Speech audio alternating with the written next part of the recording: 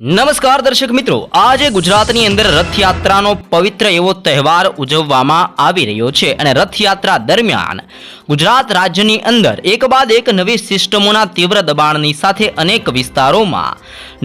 નવી લો પ્રેશરો બનવાના કારણે અનેક વિસ્તારોમાં આજે બપોર પછી અને સાંજ દરમિયાન ગાજવીજ સાથે ધોધમાર વરસાદ પડવાને લઈને મોટી આગાહી કરવામાં આવી છે। અત્યારે 3 સિસ્ટમો સક્રિય બનેલી જોવા મળી છે। એક સિસ્ટમ મુંબઈના વિસ્તારોથી લઈને બેંગલવીના વિસ્તારોમાં સક્રિય બનેલી જોવા મળી છે। બીજા નંબરની સિસ્ટમ અત્યારે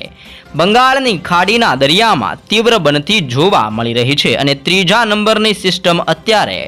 ઉત્તર ભારતના વિસ્તારોમાં નવી દિલ્હીના વિસ્તારોથી લઈને અલ્હાબાદના વિસ્તારો સુધી આ ત્રીજા નંબરની સિસ્ટમ સક્રિય અને મજબૂત બનેલી જોવા મળી રહી છે। 3 સિસ્ટમ મજબૂત હોવાના કારણે આજે ગુજરાત રાજ્યની અંદર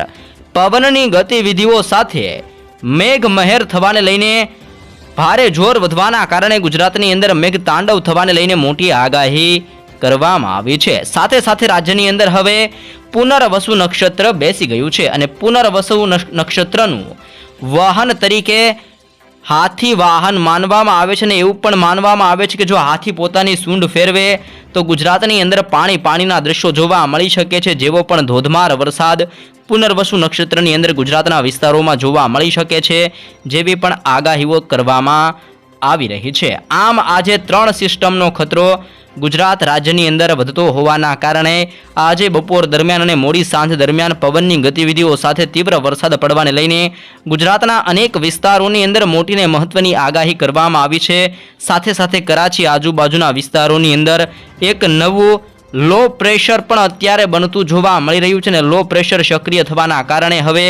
ગુજરાતના વિસ્તારોની અંદર વરસાદી સિસ્ટમનું તીવ્ર જોર મજબૂત બનતું જોવા મળ્યું છે। સાથે સાથે ગુજરાતની અંદર ચોમાસું પણ હવે મજબૂત બનીને પોતાનું રૌદ્ર સ્વરૂપ દર્શાવતું જોવા મળી રહ્યું છે। ચોમાસું તીવ્ર બનવાની સાથે આજે ગુજરાતના દરિયાકાંઠાના વિસ્તારોની અંદર ભારે પવન ફૂંકાતો જોવા મળી શકે છે। ભારે પવનની ગતિવિધિઓ સાથે ગુજરાતની અંદર આગામી કલાકોની અંદર મેઘરાજા ધબડાટી બોલાવે જેવી પણ મોટી આગાહી ગુજરાતના વિસ્તારોને લઈને હાલ કરવામાં આવી છે। આમ ગુજરાતની અંદર આજે પવનની તીવ્રતા સાથે અત્યંત ધોધમાર વરસાદ આગામી કલાકોની અંદર ગુજરાતની અંદર વરસાદ વરસતો જોવા મળી શકે છે તેવી આગાહી કરવામાં આવી છે, જેમાં આજે કચ્છના વિસ્તારોની અંદર સૌરાષ્ટ્રના દરિયાકાંઠાના વિસ્તારો અને દક્ષિણ ગુજરાતના સંપૂર્ણ વિસ્તારોની અંદર ભારે વરસાદનું અનુમાન દર્શાવવામાં આવી રહ્યું છે। આમ આજે ગુજરાતની અંદર પવનની ગતિવિધિઓ સાથે મેઘ તાંડવ થવાને લઈને ગુજરાત ઉપર આગાહી કરવામાં આવી છે। તો ગુજરાતના કયા જિલ્લાઓની અંદર આજે બપોર દરમિયાન અને મોડી સાંજ દરમિયાન વરસાદ જોવા મળી શકે છે તેની ઉપર જિલ્લાઓ પ્રમાણે મિત્રો માહિતી મેળવીએ તો આજે દક્ષિણ ગુજરાતના વિસ્તારોમાં વરસાદી સિસ્ટમનું જોર સૌથી વધારે જોવા મળી રહ્યું છે, જેના કારણે દક્ષિણ ગુજરાતના વિસ્તારોની અંદર આગામી કલાકોની અંદર પવનની તીવ્રતા સાથે વરસાદ વરસી શકે છે, જેમાં આમોદનો વિસ્તાર, રાજપીપળા, ભરૂચ, નર્મદા, સુરતના વિસ્તારોની અંદર, તાપીના વિસ્તારોની અંદર, નવસારીનો વિસ્તાર, ડાંગનો વિસ્તાર, આહવાના વિસ્તારોની અંદર પણ પવનની ગતિવિધિઓ સાથે વરસાદ જોવા મળશે। વ્યારાના વિસ્તારની અંદર, આહવાના વિસ્તારોની અંદર પણ દક્ષિણ ગુજરાતના સંપૂર્ણ વિસ્તારોમાં આજે બપોર દરમિયાન અને મોડી સાંજ દરમિયાન ધોધમાર વરસાદ જોવા મળી શકે છે અને જેમાં આજે દક્ષિણ ગુજરાતના જિલ્લાઓની અંદર 4 ઇંચ સુધીનો વરસાદ ખાબકી શકે છે, જેવી પણ આગાહી દક્ષિણ ગુજરાતના જિલ્લાઓને લઈને હાલ કરવામાં આવી છે। વરસાદી સિસ્ટમનું જોર વધવાના કારણે અત્યારે દક્ષિણ ગુજરાતના વિસ્તારોમાં ભારે દબાણ સક્રિય બનેલું જોવા મળ્યું છે, જે એક નવી લો પ્રેશર સિસ્ટમ અત્યારે મધ્ય ભારતના વિસ્તારો, જે નાગપુરના વિસ્તારોની અંદર, આલોકના વિસ્તારોની અંદર, ઇન્દોરનો વિસ્તાર, ભોપાલના વિસ્તારોમાં પોતાનું જોર દર્શાવતી જોવા મળી છે અને જેની અસરો અત્યારે દક્ષિણ ગુજરાતના વિસ્તારોની અંદર પણ ભારે અસરો વર્તાતી જોવા મળી રહી છે અને જેના કારણે આગામી કલાકોમાં હવે દક્ષિણ ગુજરાતના સંપૂર્ણ વિસ્તારોમાં પવનની તીવ્રતા સાથે મેઘમહેર જોવા મળી શકે છે। સાથે જ સૌરાષ્ટ્રના દરિયાકાંઠાના વિસ્તારો, જેમાં દેવભૂમિ, દ્વારકાનો વિસ્તાર, પોરબંદર, જૂનાગઢ, ગીર સોમનાથ, અમરેલી અને ભાવનગરના દરિયાકાંઠાના વિસ્તારોની અંદર પણ આજે અત્યંત ભારે વરસાદ થવાને લઈને આગાહી કરવામાં આવી છે। આમ દરિયા કિનારાની અંદર અલંગના વિસ્તારોની અંદર, મહુવાનો વિસ્તાર,